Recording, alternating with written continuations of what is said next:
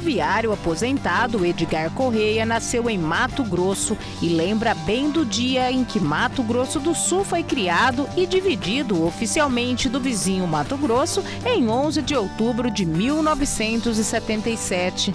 Mas eu trabalhava na ferrovia e naquele dia eu estava em Campo Grande, porque ia ter uma festa lá no Lar do Trabalhador, subindo ali o bairro, né? E foi quando saiu a notícia de que a televisão estava dando, o presidente Ernesto Geisel tinha acabado de assinar a divisão do Estado. E aí eu inclusive eu cheguei a conhecer o prédio onde seria instalado o governo, do governador Arreia Amorim Costa. Era o primeiro governador aqui do estado. A criação se deu por meio do decreto-lei. Embora fosse considerado uma nova unidade da federação desde janeiro de 1977, a criação já era discutida entre lideranças políticas desde 1823. O historiador Rodrigo Fernandes detalha sobre esse processo. Não é algo recente, né? Nós temos a divisão do Estado em 1977, mas desde a ocupação europeia em solo brasileiro, ora em solo hispânico, vai ser evidenciado uma necessidade e também uma logística para no sul do atual hoje estado do Mato Grosso do Sul. Né? O estado do Mato Grosso, então, capitania de Mato Grosso era ponto fundamental para a consolidação do território nacional. Então, desde o século XVI, né, final do século XVI, o elemento europeu ele busca incessantemente correr até as fronteiras ocidentais para ocupar aquela fronteira e consolidar esse território. Nem sempre foi tão fácil. O território hoje que compreende hoje, né, o Mato Grosso do Sul é um território do tamanho quase de um país como a França, né?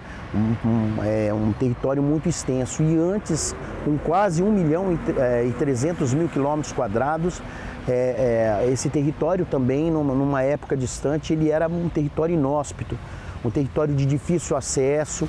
Isso ficou muito evidente durante o século XVIII, que é chamado período das monções.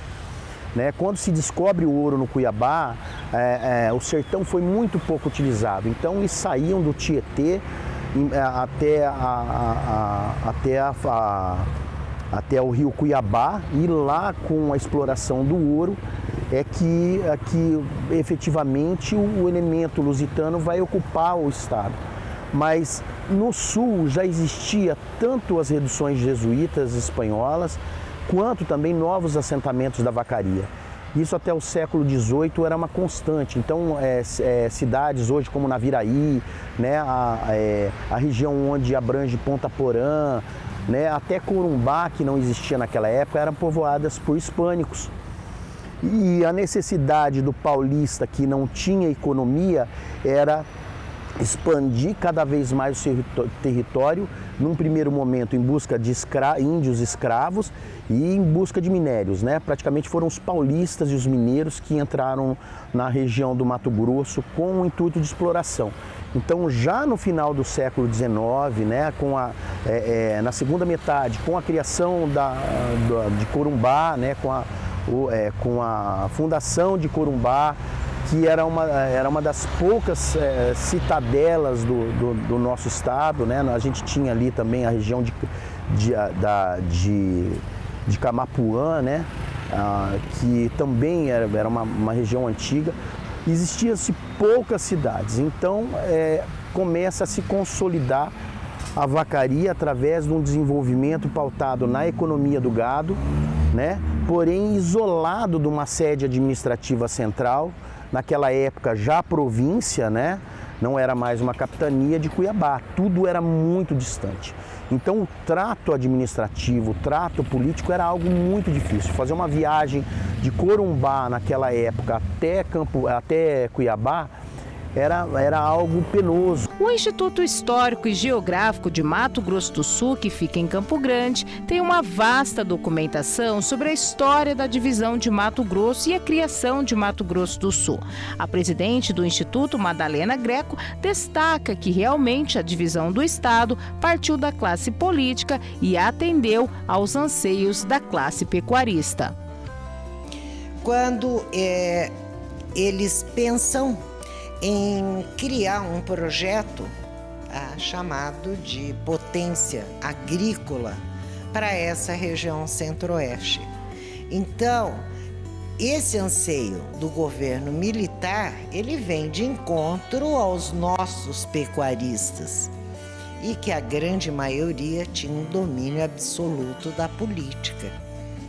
Então, dizer que a nossa divisão foi algo de anseio popular, nós temos que pensar nesse processo, tá? Porque foi uma divisão, muitos gostam de falar criação, né? Como se não estivéssemos devendo nada para o outro lado, o norte, mas toda essa documentação, ela deixa muito claro que a implantação do novo Estado foi pensado, estudado politicamente.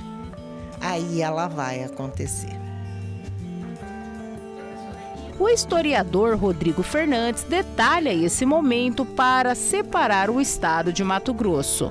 Então, já no final do século XIX, após a Guerra do Paraguai e também a efetivação desses veteranos no solo, principalmente na região de Paranaíba, né, que antigamente era chamado Santana do Paranaíba, que é uma das cidades mais antigas do sul do estado, né, fundada em 1857, é que vai se criar uma identidade, se criar um discurso efetivo de separatismo. Né? O sul do estado vai começar a se desenvolver justo por essas proximidades com os grandes estados do país, né? Que é o caso de Minas Gerais, Paraná e o estado de São Paulo. A criação de empresas como a Erva Mate Laranjeira, que vai ser um polo de expansão da erva mate muito grande, ela vai fazer com que o Estado se desenvolva e se fortaleça politicamente. Então, já também no final do século XIX, a vinda de imigrantes, principalmente do Rio Grande do Sul, em busca da terra para o plantio, era muito grande.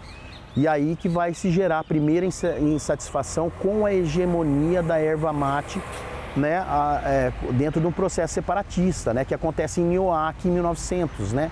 Então, é um coronel, né, que era dono de uma terra, o João Mascarenhas, João Ferreira Mascarenhas, ele vai ser contra essa hegemonia da erva mate e ele vai criar um primeiro foco de separatismo em Nioaque que vai ser amortecido, ele morre numa batalha, né, num confronto, e em 1907, né, outra pessoa na mesma região, lá em Bela Vista, né, o Bento Xavier, ele com o mesmo propósito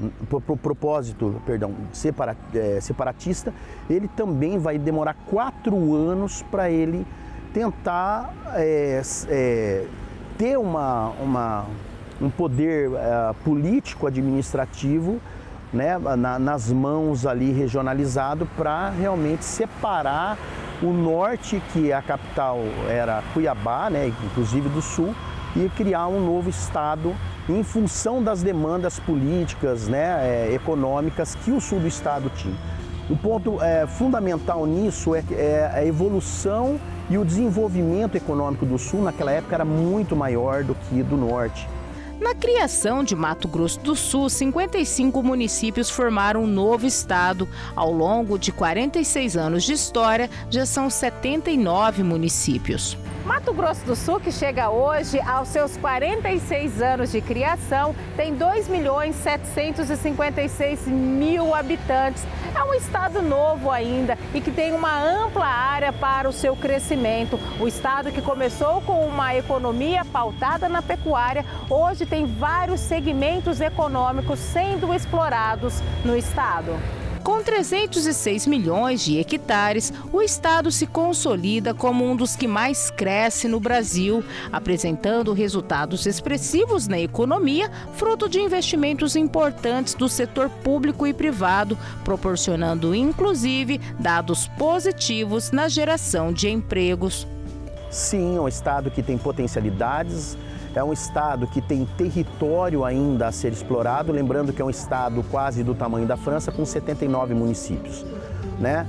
Um estado riquíssimo, tanto em clima quanto em território, e é um estado que ele pode abranger todos os tipos e modos econômicos possíveis dentro do nosso território. Nós temos clima, nós temos terra, nós temos planícies, nós temos áreas muito bem aclimatadas para que se possa desenvolver qualquer tipo de economia, qualquer tipo de modo de produção dentro do nosso estado.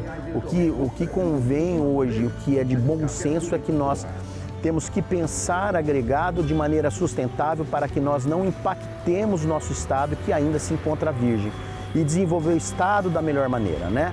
Nós precisamos de uma vascularização